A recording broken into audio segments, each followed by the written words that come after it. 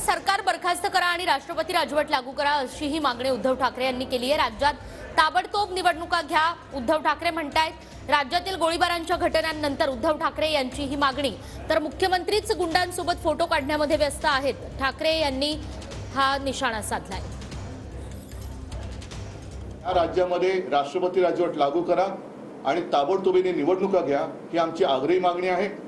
सर्वोच्च न्यायालयाला सुद्धा माझी जाहीर विनंती आहे की तुम्हीच एक आता शेवटच्या आशेचे किरण राहिलेले आहात।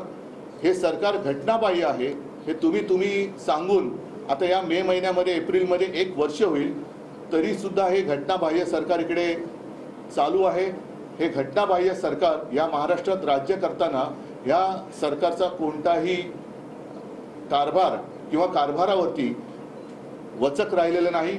हे सगळे कायद्याचे धिंडोडे निघाल्यानंतर तो जो मंत्री असतो त्या मंत्र्याला जबाबदार धरलं जातं आणि त्या मंत्र्याकडनं कारभार नीट होत नसेल तर एक मुख्यमंत्री, आता मुख्यमंत्री म्हणजे तुम्हाला कल्पना आहे ते स्वतः गुंडाला पोचतात असं अशीच माहिती आहे, त्यांना दूर करायला पाहिजे। पण यांच्यामध्ये कोणाकडेही एकमेकाकडे बोटं दाखवण्याची हिंमत नाही, कारण प्रत्येक जण स्वतःचं झाकून तर ठेवतातच आहेत आणि दुसरीकडे वाकून बघण्याची सुद्धा